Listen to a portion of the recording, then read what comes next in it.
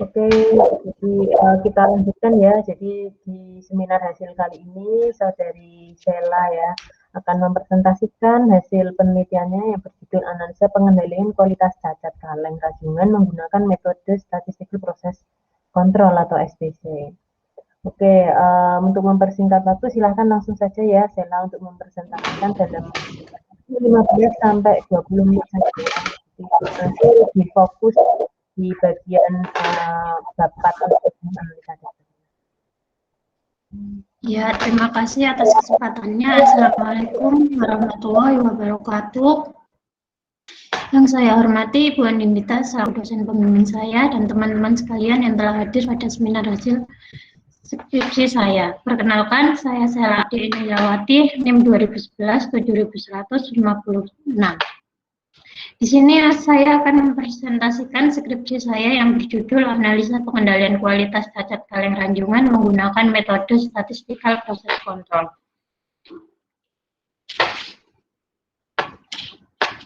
Outline dari penelitian saya yaitu pendahuluan, metodologi penelitian, 3 pengelolaan data, dan 4 kesimpulan.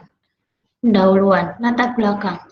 Industri manufaktur di Indonesia semakin mengalami perkembangan yang sangat pesat dan persaingan ketat untuk mencapai loyalitas yang unggul dan industri kompetitornya.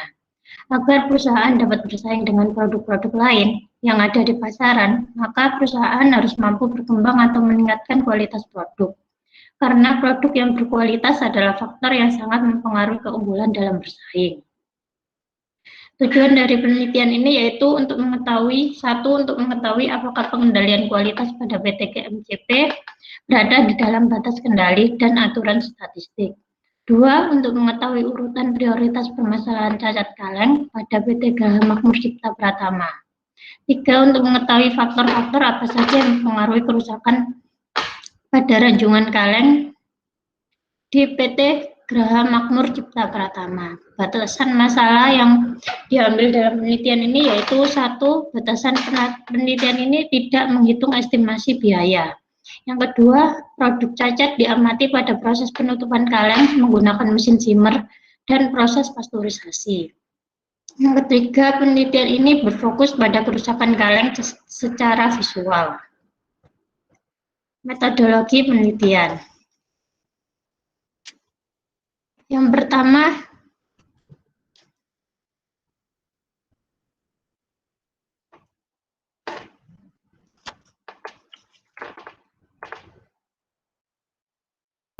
yaitu identifikasi masalah, yang kedua perumusan masalah dan penentuan tujuan, pengumpulan data. Di sini saya pengolahan data menggunakan checkset yaitu untuk mempermudah proses pengumpulan data. Yang kedua untuk memonitor ketidaksesuaian produk yang cacat menggunakan P-chart dan analisis variabilitas relatif terhadap spesifikasi produk menggunakan kapabilitas proses. Selanjutnya yaitu pengelompokan item produk yang memiliki jumlah cacat yang dominan menggunakan diagram Pareto. Dan yang terakhir adalah mengidentifikasi penyebab terjadinya kegagalan atau cacat produk pada saat proses operasional produksi menggunakan fishbone diagram. Dilanjut dengan analisis dan pembahasan kesimpulan dan saran. Pengenalan perusahaan. PT Graha Makmur Cipta Pratama adalah perusahaan yang bergerak di bidang industri manufaktur, food industry. Pengelolaan seafood perusahaan ini memproduksi beberapa tipe produk yaitu kolosal, spesial, jumbo lam, bakfin, dan klomet. Proses yang dilakukan pada PT GMCP yaitu proses packing pengalengan ranjungan. Proses produksi pengalengan ranjungan. Yang pertama yaitu penerimaan bahan baku dari mini plant atau supplier. Yang kedua, sortasi bertujuan untuk pemisahan daging dari benda asing seperti rambut, logam, pasir, atau cangkangnya. Yang ketiga yaitu pengecekan nafir untuk memastikan daging bebas dari benda asing maupun dari cangkangnya menggunakan mesin metal detektor. Yang keempat, pencampuran dan penataan. Setelah dipastikan dari daging sudah bersih, dilakukan pencampuran daging dari semua mini plant dan melakukan penataan dalam kaleng. Penimbangan. penimbangan yaitu untuk memastikan produk mencegah terlalu berat dan terlalu ringan pada produk. Penutupan kaleng menggunakan mesin shimmer. Kualitas dari produk sangat tergantung pada estimasi mesin shimmer tersebut. Di sini saya akan fokuskan penelitian ini pada proses penutupan kaleng dan pasteurisasi. Selanjutnya adalah pelabelan bertujuan untuk mengetahui tujuan ekspor, waktu produksi, tanggal, bulan, dan masa berlaku. Selanjutnya adalah pasteurisasi, yaitu proses memasak dan membunuh bakteri pada kaleng. Ini sering ditemukan, tapi di sini masih sering ditemukan kaleng yang kembung, karena belum sepenuhnya bakteri itu terbunuh. Yang ketiga, selanjutnya yaitu pendinginan. Pendinginan yang dilakukan setelah proses pasteurisasi dengan suhu rendah bertujuan untuk mencegah pemanasan yang berlebihan.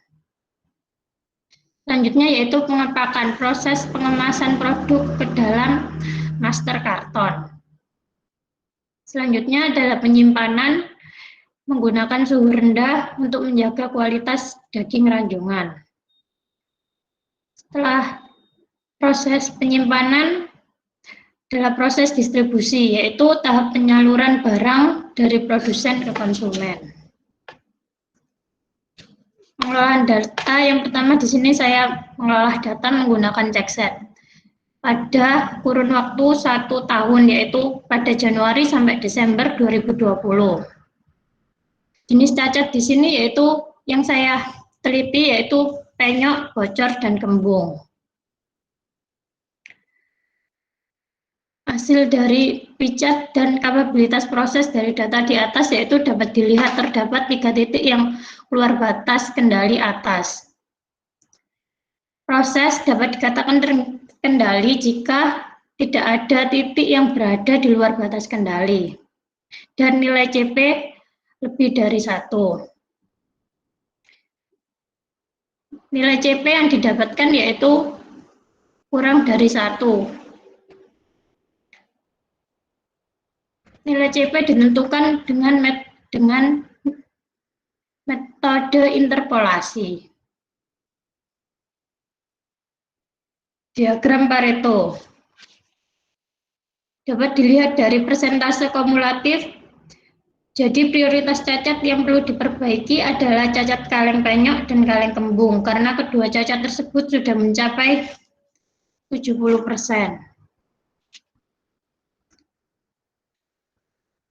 Untuk mengetahui lebih lanjut faktor-faktor apa saja yang terjadi pada kaleng penyok dan kembung menggunakan fishbone diagram, yaitu mesin,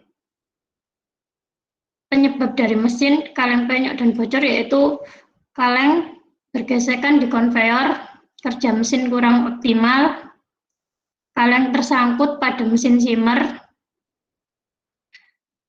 Pada faktor manusia yaitu kesalahan dalam setting mesin, operator lalai dalam melakukan inspeksi. Material yaitu kaleng terbuat dari TVS CT 0,5 mm. Kondisi kaleng cacat sebelum produksi. Dan faktor metode yaitu tidak ada inspeksi sebelum packing, tidak ada SOP, penyimpanan kaleng yang bertumpukan dan berdesakan, sehingga membuat kaleng mudah penyok dan bocor. Kaleng kembung, menurut faktor mesin yaitu kurang teliti saat melakukan setting mesin.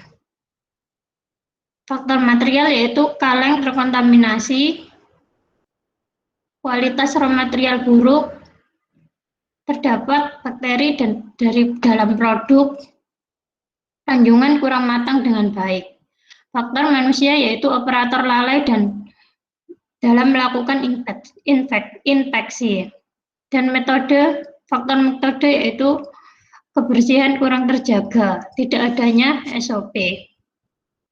Kesimpulan, Yang pertama yaitu penggunaan alat bantu statistik menggunakan peta kendali P. Ada 3 titik yang masih berada di luar batas kendali dan didapatkan nilai CP kurang dari 1. Yang berarti proses produksi ranjungan kaleng belum stabil atau belum memenuhi syarat. Yang kedua yaitu prioritas berdasarkan diagram Pareto. PT Geraham Makmur Cipta Pratama harus mengurangi jumlah cacat produk yang terjadi pada 2 jenis cacat yang dominan, yaitu jenis cacat kaleng penyok sebesar 41% dan yang kedua adalah kaleng bocor sebesar 32%.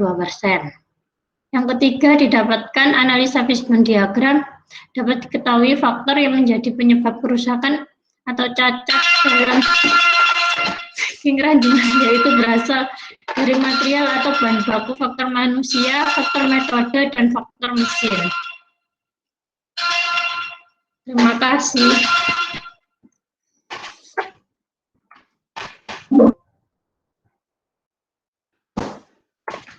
Apakah ada yang ditanyakan?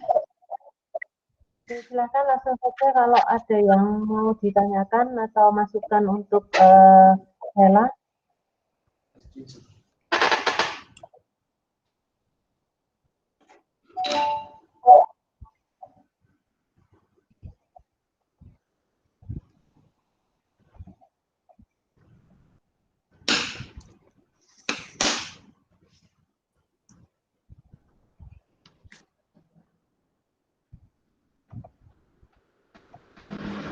Yang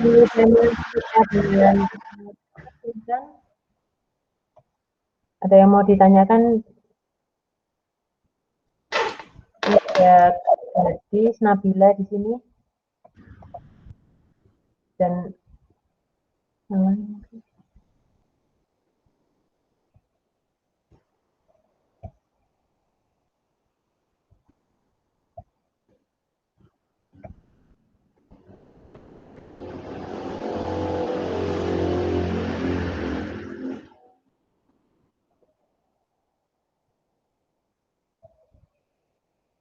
Oke, Saya ya, untuk menurut saya ya, untuk poin-poin yang dijelaskan ini sudah sesuai dengan laporannya ya, skripsinya.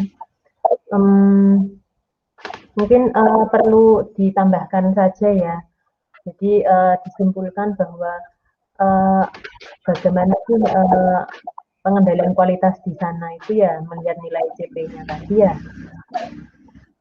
Iya, Bu. Masih perlu atau tidak dilakukan perbaikan. Nah, mungkin titik beratnya di situ ya. Ya, mungkin itu ya, Sela ya. Jadi saya ucapkan selamat ya. Jadi satu tahap lagi yang menuju sarjana teknik ya. Nah, ya ST, nah, disiapkan ya untuk prasyarat sidangnya. Ya, mungkin bisa langsung mengajukan saja lewat Monita. Ya. Oke, mungkin Ya, itu. terima kasih. Terima kasih kepada Bu Anindita dan teman-teman yang telah hadir. Assalamualaikum warahmatullahi wabarakatuh. Waalaikumsalam warahmatullahi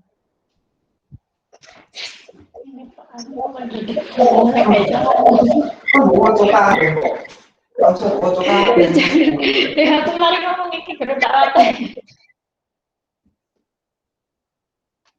Last presenter ya, silahkan langsung saja mungkin ya. Vivi sudah hadir kan ya di sini ya?